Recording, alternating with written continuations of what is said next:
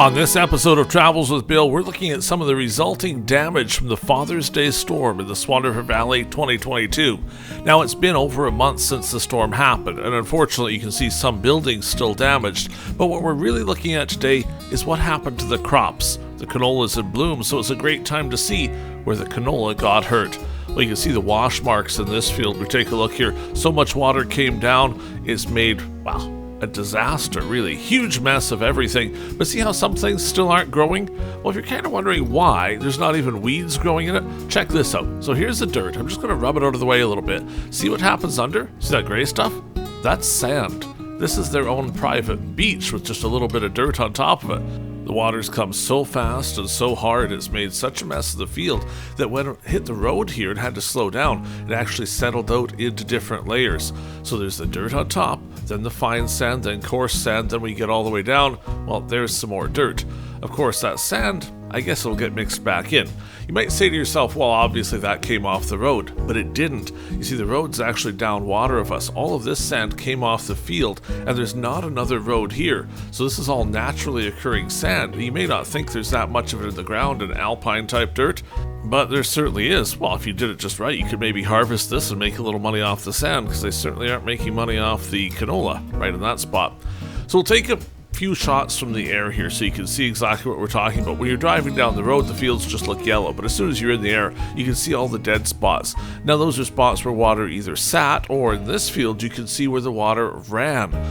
A lot of the light spots you're seeing in those washes, well, the sand's under the dirt. What you're actually seeing is rocks, because it's washed so hard that the rocks have been left exposed and there's nothing else there. In places, those runs are a couple feet deep, and of course that happened just in a few minutes' time. That black blob is a cloud. See, I'll speed it up so you can see it go by.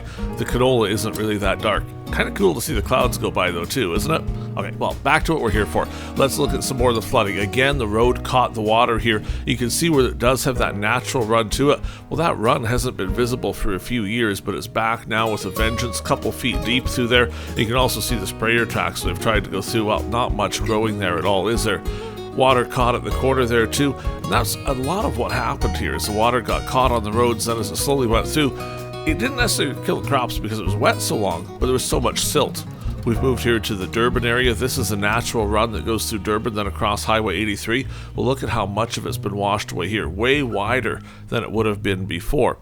Now, in a few places, it is actually washed deep, but a lot of it is simply the silt sitting from other places that washed, and that silt is so fine that nothing's really growing in it. You'd think it would be amazing stuff, but it really isn't. You need some texture to the dirt, too, to make it work.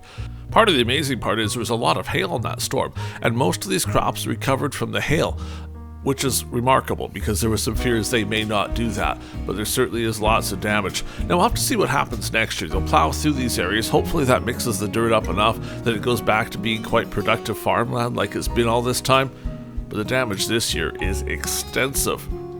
Now, if you're wondering what else was damaged, we have a whole different video on the storm damage from the night it happened with a bunch of the different things that were destroyed, all the bins and such. I'll put a link to that down in the description. If you haven't seen it yet, you should probably check it out.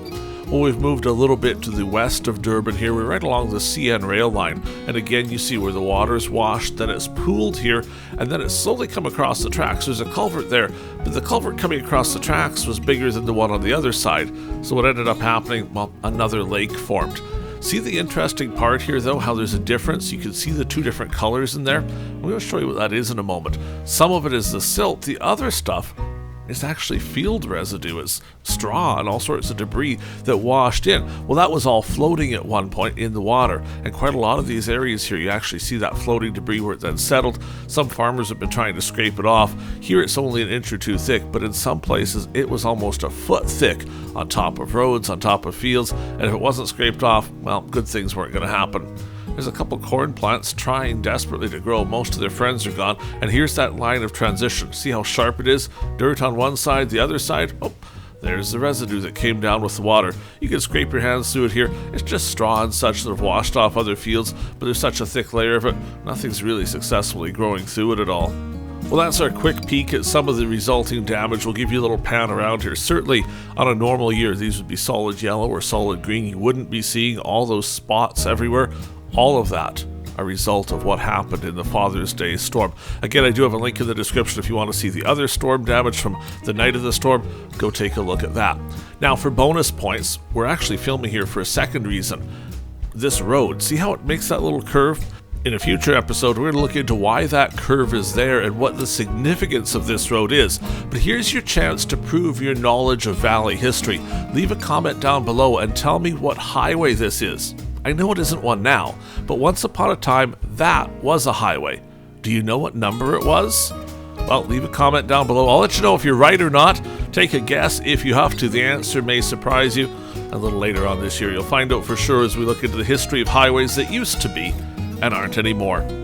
Well, that does do it for this time around. Farewell for now from just west of Durban, Manitoba, as we continue to survey the storm damage from the Father's Day storm of 2022.